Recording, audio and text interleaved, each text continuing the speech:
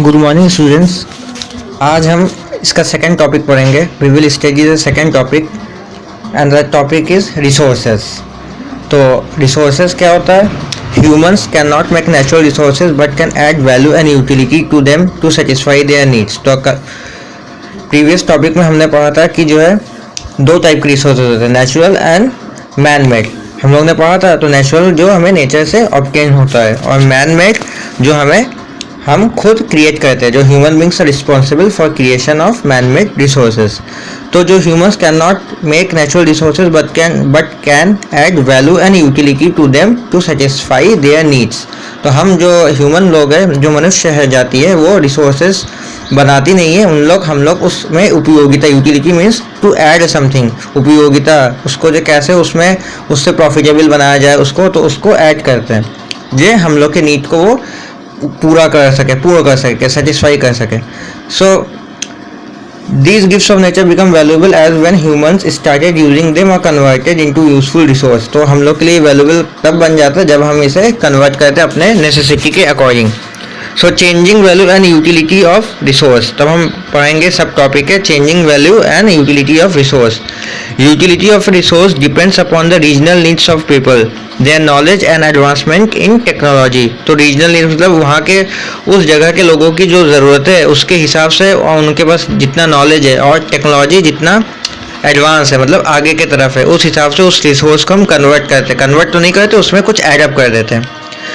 There are various efforts by humans since immemorial to find out best possible ways to use resource। Humans in search of development converts the gift of, जैसे कि बताया, अपने develop करता है और converts the gift of nature। जो हमें nature के द्वारा जो गिफ्ट मिला है, क्या गिफ्ट मिला है? Natural resources.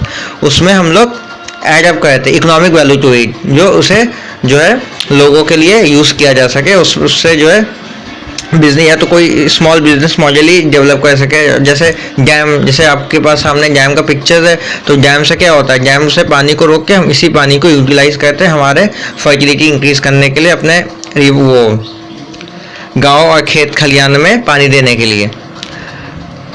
The value of resources change with time and technology. सही बात है, जो वैल्यू रहती है इस रिसोर्सेज की, जो संसाधनों की जो वैल्यू रहती है, वो समय के बाद और टेक्नोलॉजी में चेंज हो जाता है। हम टेक्नोलॉजी अगर नहीं होगी तो हम उसका और फ्रूटफुल यूज़ कर सकेंगे। Since ancient time the fossil fuels have been used by the early humans when they discovered that burning coal gives heat. तो पुराने समय में जो फॉसिल फ्यूल है, इसका बहुत अच्छा यूज़ होता था, क्योंकि ये अब हमें पता था कि जो जलता हुआ कोयला गर्मी देती है। Discovery of crude oil and petroleum further added to the value of this natural gift. और जब डिस्कवरी किया गया, खोज की गई पेट्रोलियम की, तो उससे इसकी वैल्यू और अधिक हुई। क्योंकि आज हम जितना भी हम लोग के व्हीकल जो चलते हैं, स्कूटर, मोटरसाइकिल, कार, सब पेट्रोल और डीजल से ही चलता है। तो पेट्रोल डीजल हमें कहाँ से मिलता है? नेचुरल रिसोर्स से ही हमें ऑब्टेन होता है। तो ट्रेवल ट्रांसपोर्ट, जैसे बताया, fossil fuels like petroleum are demand for all types of modern vehicles. Even today fossil fuels are primary source for vehicle electricity and heating. तो इलेक्ट्रिसिटी गर्मी के लिए, बिजली के लिए और गाड़ी के चलने के लिए हमें इसकी ज़रूरत, नेसेसिटी होती है। Time plays an important role in deciding the credibility and use of resource. For example, earlier the rivers of India were use obtaining for domestic use. पहले जो नदी का जो पानी होता था, उसका जो है यूज़ डोमेस्टिक यूज़ के लिए होता था, जैसे कपड़ा धोने के लिए, खाना बनाने के लिए, इस तरह का। इंडस्ट्रियल और कोई पर्पसफुली यूज़ नहीं होता था। Agricultural use and transport purpose only, सिर्फ खेती बाड़ी के लिए होता था।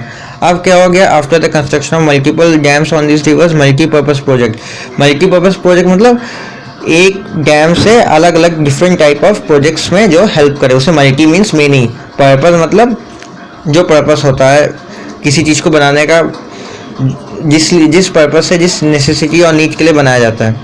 लाइक कंट्रोलिंग फ्लड, तो इससे हमें फ़ायदे क्या होते हैं? ये फ्लड को कंट्रोल करता है, रोकता है। प्रोवाइड वाटर फॉर इरिगेशन, सिंचाई के लिए पानी उपलब्ध कराता है। जनरेटिंग इलेक्ट्रिसिटी, अब हमें पता है हाइड्रो इलेक्ट्रिसिटी जनरेट किया जाता है। प्रोमोटिंग टूरिज्म, डैम बनने से लोग जो है वहाँ पे जो है टूरिज्म को भी प्रमोट करता है, तो इससे पूरी टूरिज्म इंडस्ट्री को बूस्टअप मिलता है।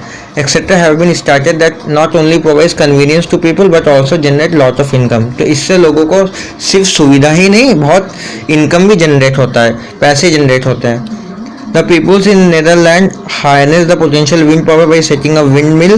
तो विंड मिल जो है देखिए जैसे पिक्चर्स में है, फिगर 3 पे अगर हम देखेंगे तो ये नेदरलैंड का पिक्चर है, नेदरलैंड हॉलैंड भी कहते हैं। तो यहाँ लोगों ने विंड मिल का सेटअप किया है।